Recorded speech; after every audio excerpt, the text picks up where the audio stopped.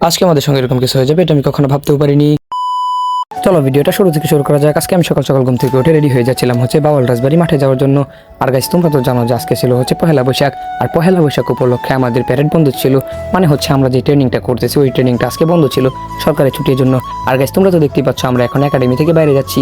আর এখানে ছিল আমার যে ক্লাসমেট আছে আমার বড় ভাই, ওই তাদেরকে নিয়ে আমরা চলে যাচ্ছিলাম বাইরে ঘোরাফেরা করার জন্য। আর গাইস তোমরা তো দেখতেই পাচ্ছ আমাদের একাডেমিটা কত সুন্দর। আর আমরা চলে গেলাম ক্যাম্পের প্রথম স্থানে। আর এখান থেকে অনুমতি নিয়ে আমরা বাইরে বের হয়ে গেলাম। আর গাইস তোমরা তো দেখতেই পাচ্ছ আমরা বর্তমানে আসি আদালতের সামনে।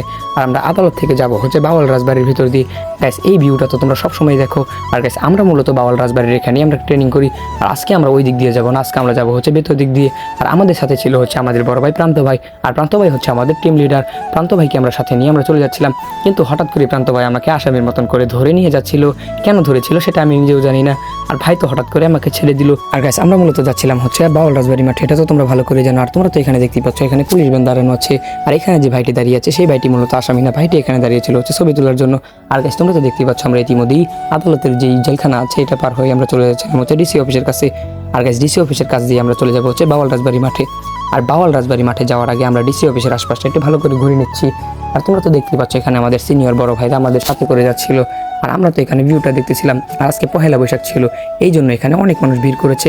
গাইস তোমরা তো দেখতেই পাচ্ছ আমাদের আগে পরে ভিডিওতে দেখেছো এখানে মূলত এত মানুষ কখনোই জমা হয় না। আর এখন তোমরা যে গাছটিকে দেখতে পাচ্ছ এটা মূলত একটি বট গাছ। আর এটা বাউল রাজবাড়ির সাথে মানে ডিসি অফিসের সাথে। আর আমরা তো এটা চারদিকে ঘুরিয়ে দেখানোর চেষ্টা করতেছি। গাইস তোমরা তো এখানে দেখতেই পাচ্ছ এখানে অনেক মানুষ ভিড় করেছে। এত মানুষ আসার কারণ যে আজকে পহেলা বৈশাখের ছুটি ছিল, এই জন্য এখানে আজকে এত মানুষ ভিড় করেছে। আর সচরাচর এখানে এত ভিড় হয় না, মানে আদালতের যত কার্যক্রম থাকে তখনও এখানে এত পরিমাণে ভিড় হয় না। আর গাইস ডিসি অফিসের সামনে দাঁড়িয়ে সকলেই এখানে ছবি তুলতেছিল। তো আমরা এই দিক থেকে ঘোরাফেরা করে রুটটা পার হতে চেয়েছিলাম, কিন্তু গাইস এখানে তো দেখতেই পাচ্ছ কি পরিমাণে জাম লেগে আছে। আর এই রাস্তা দিয়ে রুট পার হওয়া অনেক কষ্টকর হয়ে গিয়েছিল। আমরা তো এখান দিয়ে চিপা দিয়ে চলে যাচ্ছিলাম। তোমার এক্সের মনের মতন যে ভিড়টা আছে, মানে তোমার এক্সের মনের মধ্যে যে ভিড় আছে মানুষের, সেই রকম ভিড় ছিল এই রাস্তার মধ্যে। তো আমরা এই দিক থেকে পার হয়ে আমরা চলে যাচ্ছিলাম রাস্তার অপর পাশে। আর গাইস তোমরা তো দেখতেই পাচ্ছ আমরা ইতিমধ্যে রাস্তার অপর পাশে চলে আসলাম।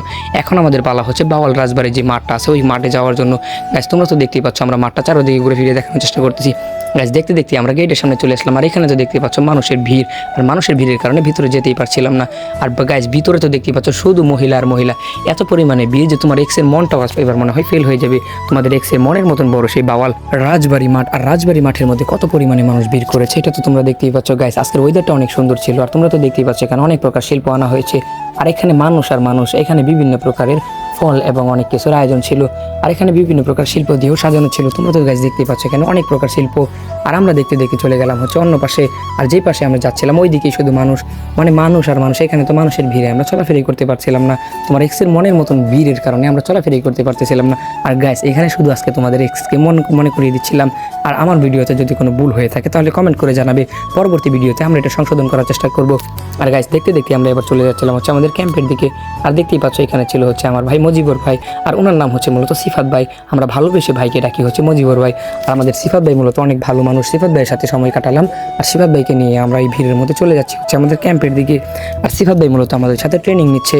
আর গাইস দেখতে দেখতে আমরা চলে আসছিলাম গেটের মুখে। আর গেটের মুখ থেকে এবার আমরা চলে যাচ্ছি আমাদের ক্যাম্পের দিকে। আর গাইস আজকে সিফাত ভাইয়ের সাথে অনেক দুষ্টুমি করলাম। আর সিফাত ভাই তো অনেক দুষ্ট লোক, কিন্তু দুষ্ট লোক থাকলেও সিফাত ভাই অনেক ভালো লোক। আর গাইস তোমরা তো এখন সিফাত ভাইকে দেখতে পাচ্ছ স্টাইল মেরে দাঁড়িয়েছিল সে আমাদের রাজবাড়ির যে কক্ষ আছে, মানে প্রথম যে গেট আছে ওইখানে।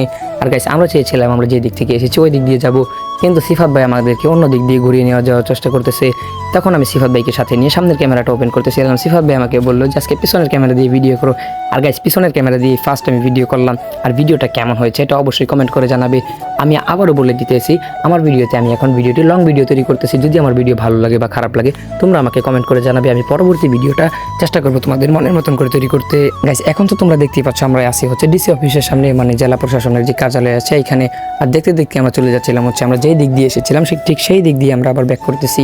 আর এখানে মূলত আমাদের সাথে আরও যারা এসেছিল, মানে আমাদের যে সিনিয়র বড় ভাইরা, ওরা এখানে ওয়েট করতেছিল।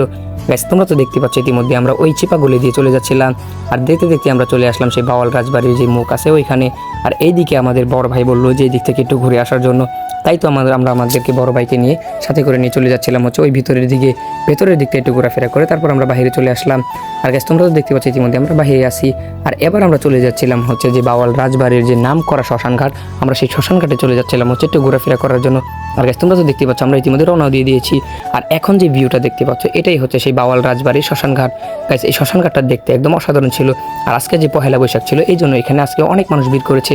আর সেই শ্মশানঘাটটা কত বছর আগের পুরনো এটা আমি জানি না, কিন্তু এটা ইতিহাস ঘাটলে জানা যাবে অবশ্যই। আমি যদি জানি তাহলে এটা আমি কমেন্টে পিন করে রাখবার, তোমরা এখান থেকে দেখে নেবে। গাইস দেখতে দেখতে আমি সামনের ক্যামেরাটা ওপেন করে নিলাম। আর ওইখানে মূলত আমার ফোনটা অফ হয়ে যায়, আর যার কারণে আমি বাকের ভাইয়ের ফোনটা দিয়ে ভিডিওটা করতেছিলাম, যার কারণে ভিডিওর কোয়ালিটিটা একটু অন্যরকম হয়েছিল, কিন্তু দেখতে একদম অসাধারণ ছিল। আর এটা কত বছর আগের পুরনো হতে পারে এটা আমাদেরকে কমেন্ট করে জানাও। আর তোমরা তো দেখতে পাচ্ছ গাইস এটা সেই বাওয়াল রাজবাড়ির ঐতিহাসিক সেই শ্মশানঘাট। আর এই শ্মশানঘাটের ভিউটা এক কথায় অসাধারণ ছিল। আমরা অনেকক্ষণ ধরে এই শ্মশানঘাটের ভিডিও করতেছিলাম, তাই তো দেখতে দেখতে অনেক সন্ধ্যা হয়ে গেল। আর এবার আমরা সন্ধ্যার সময় আমাদের ক্যাম্পে ব্যাক করতেছি। তোমরা তো দেখতে পাচ্ছ আমরা ফায়ার সার্ভিস এবং আদালত পার হয়ে গেলাম। আর দেখতে দেখতে আমরা ক্যাম্পের সামনেও চলে আসলাম। তো এবার আমাদের পালা হচ্ছে আমাদের ক্যাম্পে ব্যাক করার জন্য। গাইস ক্যাম্পে আমরা এবার ব্যাক করতেছি। গাইস এইদিকে আমাদের আসামি ভাই দেখাচ্ছে hi and tata good bye. ভিডিওতে লাইক কমেন্ট এন্ড সাবস্ক্রাইব না করলে বউ কপালে নাই আর মেয়েদের জামাই।